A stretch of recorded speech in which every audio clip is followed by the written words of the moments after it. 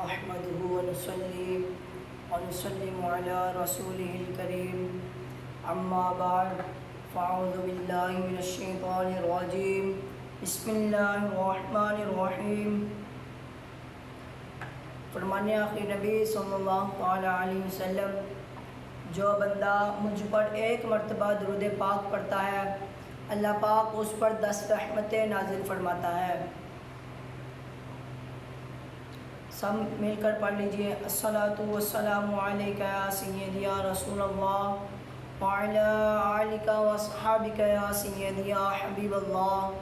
الصلاۃ والسلام علیک یا سیدی یا نبی اللہ وعلی آلک واصحابک یا سیدی یا نور اللہ۔ حضرت حسین رضی اللہ تعالی عنہ فرماتے ہیں کہ ایک سائل حضرت ابن عباس رضی اللہ تعالی عنہما کی خدمت میں حاضر ہوا۔ آپ رضی اللہ تعالی عنہ نے فرمایا، اے مانگنے والے، کیا تو گواہی دیتا ہے کہ اللہ کے سوا کوئی معبود نہیں؟ اس نے عرض کیا، ہاں۔ آپ رضی اللہ تعالی عنہ نے فرمایا، کیا گواہی دیتا ہے؟ محمد صلی اللہ تعالی علیہ وسلم اللہ کے رسول ہیں۔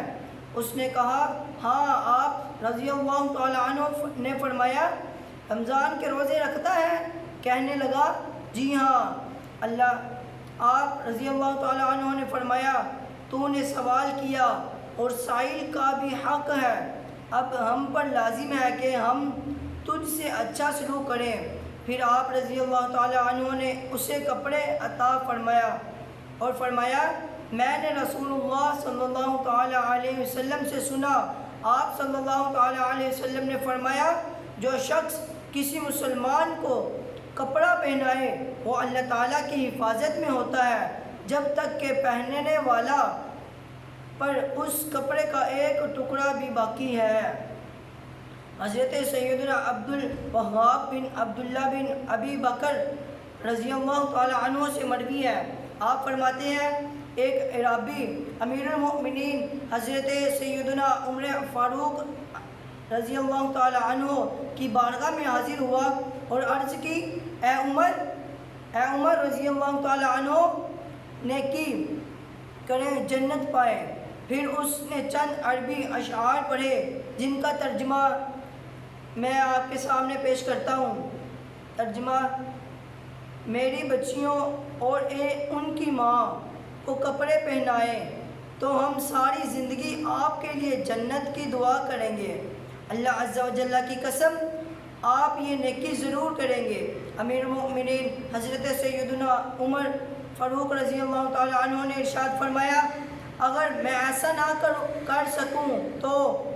عرابی بولا، اے ابو حفص رضی اللہ تعالی عنہ، اگر ایسا نہ ہوا تو میں چلا جاؤں گا۔ امیر المؤمنین حضرت سیدنا عمر فاروق رضی اللہ تعالی عنہ نے پوچھا، اگر تو چلا گیا تو پھر کیا ہوگا؟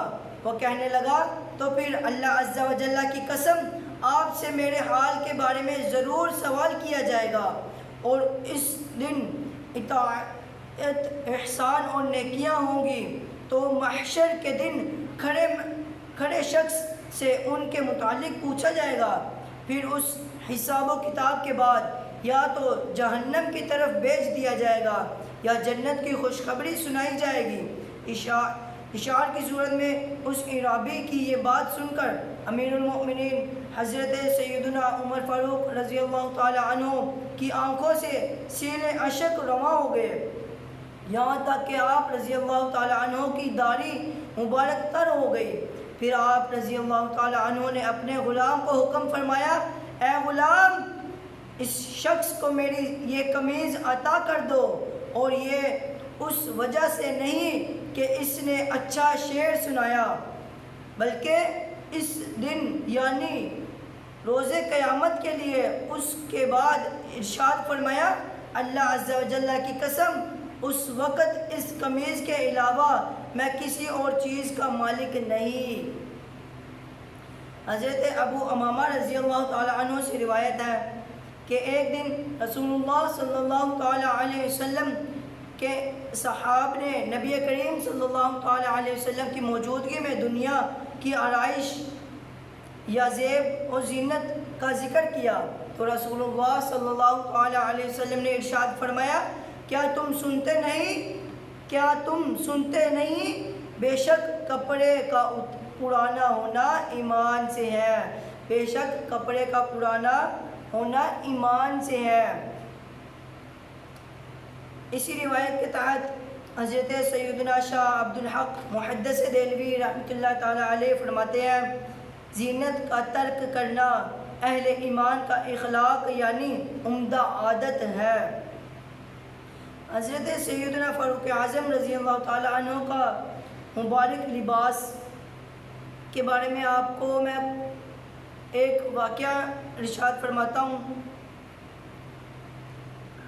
جب نصرانی راہب نے حضرت سیدنا ابو عبیدہ بن جراح رضی اللہ تعالیٰ عنہ کو دیکھا اور کہا، یہ وہ شخص نہیں جس کے بارے میں نے کتب میں فرمایا ہے، میں پڑھا ہے، لہٰذا تم ان سے جنگ کرتے رہو، یہ تمہارا بال بھی بیکا نہیں کر سکتے۔ جب نصرانی راہب کی دوسری بار حضرت ابو عبیدہ بن جراح رضی اللہ تعالیٰ عنہ سے ملاقات کی تو کہنے لگا، ہم ہر حال میں تم سے جنگ کریں گے، البتہ ہمارے شہر کو صرف ایک ہی شخص فتح کرے گا جس کے اوصاف ہماری کتابوں میں لکھے ہوئے ہیں اور وہ تم نہیں۔ سیدنا ابو عبیدہ بن جراح رضی اللہ تعالی عنہ نے فرمایا، تمہاری کتابوں میں اس کے کیا اوصاف لکھے ہوئے ہیں؟ اس نے کہا، وہ ہم تمہیں نہیں بتائیں گے، البتہ اسے دیکھ کر فوراً پہچان لیں گے، یہ وہی شخص ہے، وہ ہاں، اگر تم اس کا نام جانتے ہو تو تم اس کا نام بتا سکتے ہو۔ آپ رضی اللہ تعالیٰ عنہ نے فرمایا، ٹھیک ہے، تم اس کا نام ہی بتا دو۔ اس نصرانی راہب نے کہا، جو شخص ہمارے اس شہر کو فتح کرے گا وہ محمد صلی اللہ تعالیٰ علیہ وسلم کا صحابی ہوگا اور اس کا نام عمر بن خطاب ہے، جو فاروق کے لقب سے مشہور ہے، اور وہ نہایت سخت گیر ہوگا، اللہ کے کاموں میں کسی ملامت کرنے والے کی ملامت کی پرواہ نہ کرے گا۔ سیدنا ابو عبیدہ بن جراح رضی اللہ تعالیٰ عنہ نے جیسے ہی یہ سنا تو مسکرا دیے اور خوش ہو کر فرمایا، فتحنا البلد ورب الکعبۃ، یعنی رب کعبہ کی قسم، ہم نے اس شہر کو فتح کر لیا۔ پھر آپ اس راہب کی طرف متوجہ ہوئے اور فرمایا، کیا تم واقعی اس شخص کو پہچان لو گے؟ اس نے کہا، جی ہاں بالکل، کیوں نہیں پہچانوں گا، میں اس کی تمام صفات جانتا ہوں۔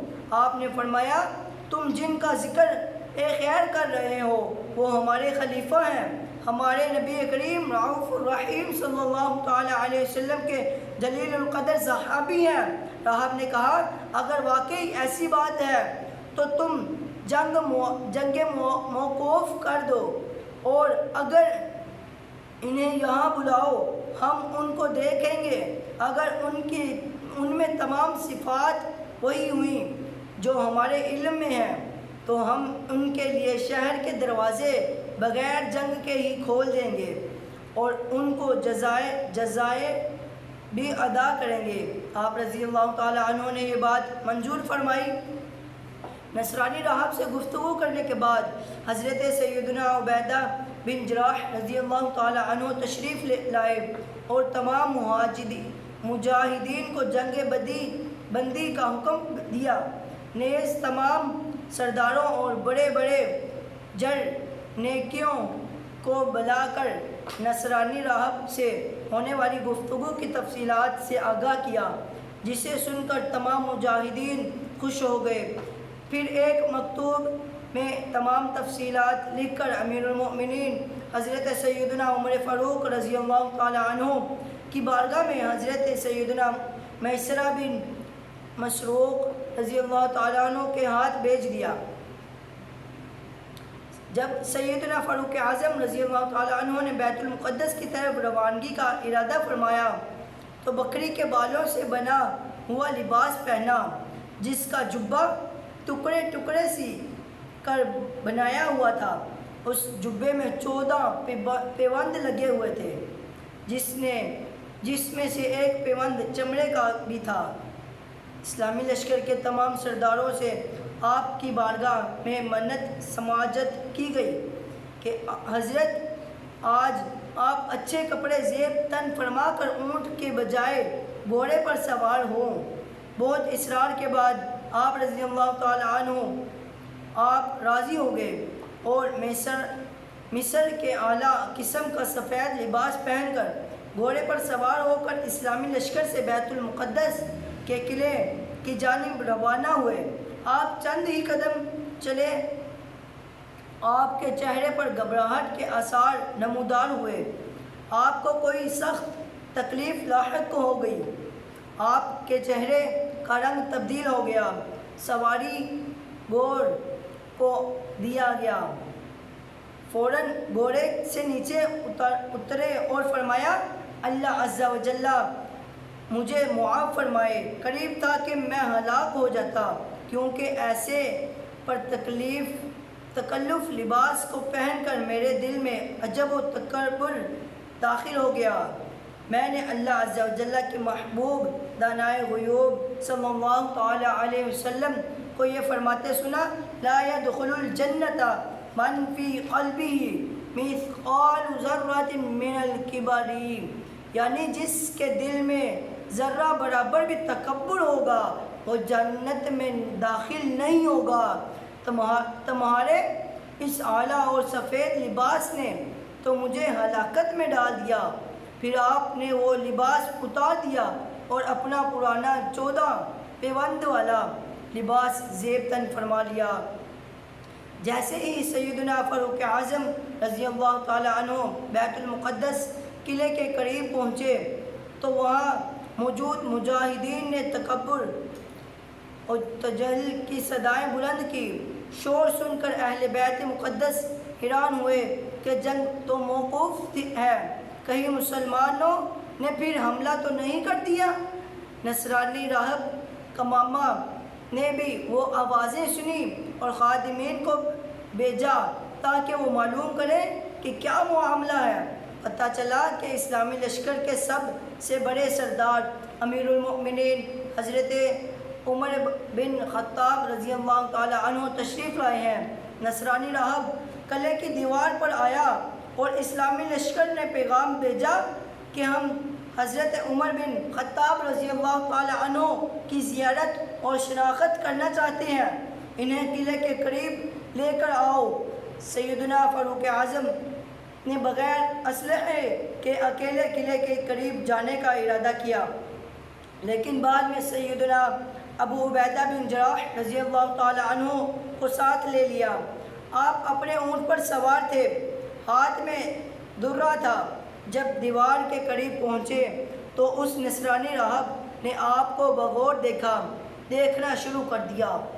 تھوڑی دیر بعد نصرانی راہب کمامہ نے بلند آواز سے شور کرتے ہوئے اپنی قوم کو پکار کر کہا، خدا کی قسم یہ وہی شخص ہے جن کی صفات ہم نے اپنی کتابوں میں پڑھی، اور انہی ہاتھوں پر ہمارا شہر فتح ہوگا۔ پھر کمامہ نے اپنی قوم کو جھڑکتے ہوئے اور ڈانٹتے ہوئے کہا، سختی ہو تم پر، یہ کہا۔ پھر قلعے سے جلدی اترا اور ان کے پاس جاؤ، ان سے امان اور ذمہ داری حاصل کرو۔ خدا کی قسم یہ محمد بن عبداللہ رضی اللہ تعالی عنہ صلی اللہ تعالی علیہ وسلم کے صحابی ہیں۔ جب رومیوں نے کمامہ کا فرمان سنا تو وہ جلدی قلعے کی دیوار سے اترے اور شہر کے دروازے کھول دیے۔ دوڑتے ہوئے فاروق اعظم رضی اللہ تعالی عنہ کی بارگاہ میں حاضر ہوئے اور صلح امان کی درخواست کرنے لگے۔ آپ رضی اللہ تعالی عنہ نے اللہ عز و جل کا شکر ادا کرتے ہوئے اپنے اونٹ پر ہی سجدہ شکر ادا کیا اور پورے شہر والوں کے لیے امن و امان، عہد و پیمان کا اعلان کیا۔ دوسرے دن آپ رضی اللہ تعالی عنہ بعد نماز فجر عظیم الشان فتح نصرت کے ساتھ بیت المقدس کے قلعے میں داخل ہوئے، دیکھا آپ نے مسلمانوں کے امیر المؤمنین سیدنا فاروق اعظم رضی اللہ تعالی عنہ کی سادگی مبارک کیسی تھی کہ امیر المؤمنین ہونے کے باوجود جسم مبارک پر وہ کپڑے جن پر 14 پیوند لگے ہوئے ہیں، اور اوپر حدیث مبارکہ میں فرمایا کپڑے کا پرانا ہونا ایمان سے ہے، بے شک کپڑے کا پرانا ہونا ایمان سے ہے۔ تو جناب فاروق اعظم رضی اللہ تعالی عنہ کے ایمان کی کیا شان ہوگی کہ جن کے کپڑوں میں 14 پیوند ہونے کے باوجود اس حال میں کہ آپ پوری سلطنت اسلامیہ کے امیر یعنی حاکم وقت بھی ہیں، اور آج ہمارے حاکم وقت تو دور کی بات ہے، ہمارے عمر کا کیا عالم ہے کہ کئی ہزار کے کپڑے پہنتے ہیں۔ اللہ عز و جل سے دعا ہے کہ وہ ہم سب کو لباس سادگی بھی عطا فرمائے، آمین بجاہ النبی الامین، وآخر دعوانا ان الحمد للہ رب العالمین۔